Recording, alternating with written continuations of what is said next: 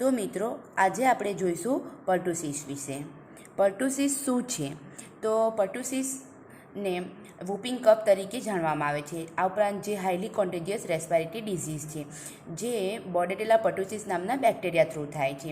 આ ઉપરાંત તેને આપણે કેવી રીતે જાણી શકીએ? તો જેમાં અનકન્ટ્રોલેબલ વાયોલેન્ટ કફ હોય છે, અને જ્યારે આવા પ્રકારનો કફ થાય ત્યારે બ્રીથ લેવામાં આપણને તકલીફ પડે છે. એના એજન્ટ ફેક્ટરમાં આવશે કોઝેટિવ ઓર્ગેનિઝમ, જેમાં આવશે બોર્ડેટેલા પર્ટ્યુસિસ બેક્ટેરિયા. ઉપરાંત સોર્સ ઓફ ઇન્ફેક્શન શું છે?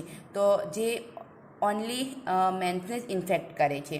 આ ઉપરાંત હોસ્ટ ફેક્ટરમાં શું આવશે? તો જે 5 વર્ષથી નીચેના જે હશે એને સૌથી વધારે એ ઇફેક્ટ કરે છે. આ ઉપરાંત સેક્સ, એટલે કે જેમાં ઇન્સિડન્ટ અને ફેટાલિટી રેટ ઓબ્ઝર્વ કરવામાં આવે છે, તો ચિલ્ડ્રન્સમાં મેલ ચિલ્ડ્રન્સ કરતાં ફિમેલમાં વધારે જોવા મળે છે. આ ઉપરાંત જોઈશું ઇમ્યુનિટી. તો આપણે એડ્યુકેટ ઇમ્યુનાઇઝેશન આપતા રહીએ તો ઇમ્યુનિટી એની જળવાઈ રહે છે. હવે જોઈશું એન્વાયરમેન્ટલ ફેક્ટર એટલે કે જે થ્રુ આઉટ યર ગમે ત્યારે થઈ શકે છે.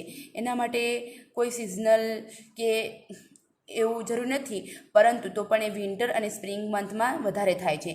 શેના કારણે? તો ઓવરક્રાઉડિંગ હોય અથવા સોશિયો ઇકોનોમિક કન્ડિશન્સમાં પણ જોવા મળે છે.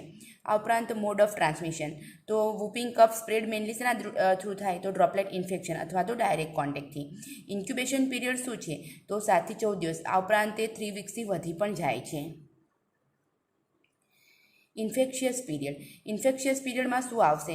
તો મોસ્ટ કોન્ટેજિયસ ડ્યુરિંગ ધ કેટરલ સ્ટેજ એટલે કે રની નોઝ જે થાય ને, સ્ટાર્ટિંગમાં જ્યારે આપણને શરદી થવાની હોય ને રની નોઝ આવે, એને આપણે કેટરલ સ્ટેજ કહીશું. અને કેટરલ સ્ટેજ એટલે ફર્સ્ટ 2 વીક્સ આફ્ટર કફ ઓનસેટ. બરાબર. ડ્યુરેશન ઓફ ઇલનેસ, તો ચિલ્ડ્રનમાં 6 to 10 વીક્સ સુધી રહે છે. આ ઉપરાંત એડલ્ટમાં 10 વીક્સ અથવા તો તે લોંગ ટાઈમ સુધી રહે છે. સ્પ્રેડ્સ અકર્સ બાય ડાયરેક્ટ કોન્ટેક્ટ અથવા ડ્રોપલેટ ઇન્ફેક્શન ડ્યુરિંગ કફ, બરાબર. અને ઇન્ફન્ટ્સમાં જે 1 યરથી ઓછા હોય એમાં 50 થી 70% કેસીસ ડાયગ્નોસિસ થયા છે, યાની કે બચ્ચાઓમાં એ વધારે જોવા મળે છે. પીરિયડ ઓફ કોમ્યુનિકેબિલિટી, કે એમાં શું આવશે? તો disease occurs 3 to 12 days after exposure to an infected individual. આ ઉપરાંત coughing stages last for approximately 6 weeks before subsiding. અને કેટલીક કન્ટ્રીઓમાં એને 100 days કફ અથવા કફ ઓફ 100 days એવું કહેવામાં આવ્યું છે, કારણ કે એની લેન્થ વધારે છે, યાની કે જે કફ આપણને થાય છે એ બહુ ઘણા લાંબા સમય સુધી ચાલે છે, એટલા માટે. હવે જોઈશું આપણે સિમ્ટમ્સમાં શું આવશે? તો એમાં વૂપિંગ કફ એટલા માટે કીધું છે કે આપણને જે સૂકી ખાંસી આવે ને, આપણને જે પ્રકારનો સાઉન્ડ આવે છે ને, એ સાઉન્ડને આપણે વૂપ કહીએ, એટલે એને વૂપિંગ કફ કીધું છે. જેમાં ફોર્સફુલ ઇન્સ્પાયરેશન હોય આફ્ટર કફિંગ ફિટ, બરાબર. અને આ સાઉન્ડ ઓલવેઝ યંગ ઇન્ફન્ટ્સ અને એડલ્ટ્સમાં અનકોમન હોય છે, જ્યારે એ ચિલ્ડ્રનમાં એ મોર કોમન જોવા મળે છે. ઉપરાંત the entire illness May last as long as 6 weeks. The illness occurs in 3 major stages. Infants and adults may not show the normal progression of stages, and children, especially infants, may appear perfectly well in between episodes of coughing. એટલે કે જે આગળ પણ એના જે stage આવશે કફના, જે major stage, એમાં પણ મોસ્ટલી ઇન્ફન્ટ એટલે કે એડલ્ટ્સ વગેરેમાં નોર્મલ પ્રોગ્રેશન થશે, જેમાં કોઈ સ્ટેજ નહીં આવે, પરંતુ ચિલ્ડ્રનમાં એ સ્ટેજીસ એકદમ પરફેક્ટલી ખબર પડશે. ઇન્વેસ્ટિગેશન, એમાં આપણે ઇન્વેસ્ટિગેશન શું કરી શકીએ? તો કમ્પ્લીટ બ્લડ કાઉન્ટ, બરાબર. જો કમ્પ્લીટ બ્લડ કાઉન્ટમાં લિમ્ફોસાઇટ્સ કાઉન્ટ હાઈ જોવા મળે.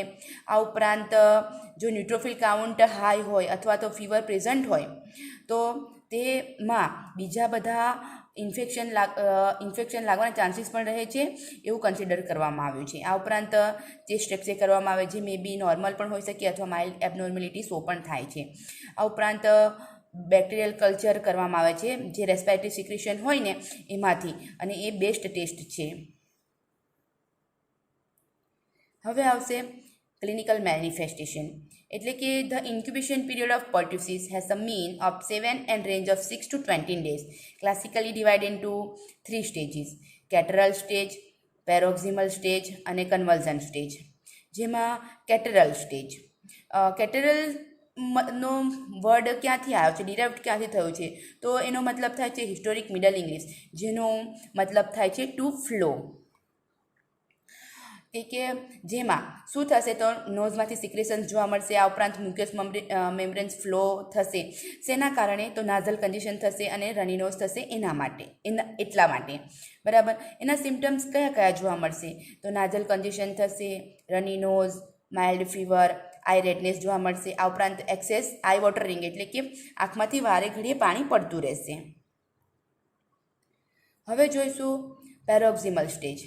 પેરોક્સિમલ સ્ટેજમાં શું થશે તો એ કફની સિવિયર સિરીઝ છે, જે usually ending with a high pitched whoop. બરાબર. પછી the whoop start 1 to 2 weeks after the cold symptoms and last 1 to 2 months. એટલે જ્યારે કફ સ્ટાર્ટ થાય છે અને કોલ્ડ સિમ્ટમ્સ સ્ટાર્ટ થાય છે ત્યાંથી તે 1 થી 2 months સુધી પણ રહે છે. અને આ કફ કેવો હોય તો જે થીક હોય, ક્લિયર હોય, જેમાં સ્ટીકી મ્યુકસ હોય અને ક્યારેક ક્યારેક કફિંગ સ્પાઝમ પણ જોવા મળે છે. આ ઉપરાંત કફિંગ સ્પાઝમ ક્યારે વધારે જોવા મળે તો ફ્રિકવન્ટ એટ નાઇટમાં. હવે જોઈએ કન્વલ્ઝન સ્ટેજ. કન્વલ્ઝન સ્ટેજ એટલે કે આપણે એક જોઈ શકીએ રિકવરી સ્ટેજ, જેમાં gradual ડિસઅપિયરન્સ of symptoms occurring over 2 to 4 weeks. However, coughing spells can last for weeks or months. જેમાં જैसे cough may become louder and may sound like it is getting worse as the person is getting better. તો coughing may flare up again late in a cold or upper respiratory illness. એટલે કે કેવું છે કે જો cold અને upper respiratory illness હોય અને તો ફરી કફ થાય છે, પરંતુ ત્યારે એવું નથી હોતું કે પર્સનને pertussis જ હોય. બરાબર. હવે જોઈશું આપણે કોમ્પ્લિકેશન. કોમ્પ્લિકેશનમાં 5 to 6% જેટલા જ કેસીસ જોવા મળે છે, જેમાં આવશે બ્રોન્કાઇટિસ, બ્રોન્કોન્યુમોનિયા, ઉપરાંત બ્રોન્કેક્ટેસિસ. હવે જોઈશું આપણે ટ્રીટમેન્ટ. ટ્રીટમેન્ટમાં આપણે મેક્રોલેટ્સ આપી શકીએ છીએ. જે મેક્રોલેટ્સ આપવાથી એ બી pertussisની અગેન્સ્ટ ગુડ એક્ટિવિટી છે એની, એટલે કે ગુડ રિઝલ્ટ મળે છે. જેમાં મેક્રોલેટ્સમાં આવશે ક્લેરિથ્રોમાઇસિન, એઝિથ્રોમાઇસિન વગેરે. જો ક્લેરિથ્રોમાઇસિન આપણે 500 mg બીડી આપવાની છે 10 to 14 days માટે, અને એઝિથ્રોમાઇસિન ઓડી આવશે જે 5 થી 7 દિવસ માટે આપણે યુઝ કરવાની રહેશે અને જેનાથી ગુડ રિઝલ્ટ મળશે. આ ઉપરાંત સ્ટીરોઇડ આપણે યુઝ કરી શકીએ અને સ્ટીરોઇડ યુઝ કરવાથી કેસીસના નંબર અથવા તેની સિવિયરિટીમાં રિડ્યુસ યાની કે ઘટાડો જોવા મળે છે. પરંતુ જે જ્યારે ખૂબ જ જરૂર હોય અથવા તો ઇન્ફન્ટ્સ જે સિરિયસ ડિઝીઝ સાથે હોય તેમાં જ સ્ટીરોઇડ આપવામાં આવે છે. પ્રિવેન્શન અને કંટ્રોલ. જેમાં આપણે જો પહેલાં તો નોટિફિકેશન આપવાની રહેશે, એટલે કે જે કોઈને પણ થયું હોય pertussis આપણને ખબર પડે એટલે આપણે કોઈ પણ જે રિસ્પોન્સિબલ હોય એની જવાબદારી લેવાય, યાની કે જે ESC વાળા હોય, PSC, CSC વાળા હોય એવાને આપણે નોટિફિકેશન આપવાનું રહેશે. આ ઉપરાંત આઇસોલેશનમાં રાખવાનું, અથવા તો washing hands with soap and warm water. પછી ચિલ્ડ્રનને ટીચ કરવાના, એટલે કે એ પોતાનું માઉથ અને નોઝને કવર કરે જ્યારે તેને કફિંગ અને સ્નીઝિંગ હોય ત્યારે, અથવા વારંવાર તે હેન્ડ વોશ કરવા કેવું, અને જો તે નાક અને મોઢુંને અડે તો પછી તેને તરત હેન્ડ વોશ કરવા કહેવું. બરાબર. હવે આ ઉપરાંત not sharing eating utensils and drinking glasses, એટલે કે જે પેશન્ટ હોય એનું જે કંઈ યુટેન્સિલ્સ હોય જેમાં એને જમ્યું હોય કે પછી જે ગ્લાસીસમાં એને પાણી પીધું હોય તો એને શેર ના કરવું જોઈએ. આ ઉપરાંત એકબીજાના કોન્ટેક્ટમાં નહીં આવવું જોઈએ, યાની કે જે પર્સનને pertussis હશે ત્યાં તેની સાથે કોન્ટેક્ટને મિનિમાઇઝ કરવાનું રહેશે. બરાબર. જેના કારણે ખુદને પણ વધારે ઇન્ફેક્શન ના લાગે અને એનાથી બીજા પણ ઇન્ફેક્ટેડ ના થાય. આ ઉપરાંત ઇમ્યુનાઇઝેશન કરવાનું રહેશે. ઇમ્યુનાઇઝેશનમાં શું આવશે તો એક્ટિવ ઇમ્યુનાઇઝેશન. બરાબર. જે ચાઇલ્ડહુડમાં ડિફ્ટેરિયા, ટોક્સોઇડ વગેરે આપણે જે આપીએ છીએ વેક્સિન એ જ આપવાની રહેશે, જેમાં DPT એટલે ટ્રાઇવેલન્ટ જે વેક્સિનેશન આવે છે ડિફ્ટેરિયા, pertussis અને ટીટેનસની, એ આપણે આપી દેવાની હોય છે. કે all children must receive an initial course of immunisations and boosters. તો એમાં 5 ઇન્જેક્શન આવશે. At 2 months, 4 months, 6 months and 15 to 18 months and at 4 to 6 years. આવી રીતે એમાં આપણે ઇમ્યુનાઇઝેશન કરતા રહેવું જોઈએ. Thank you.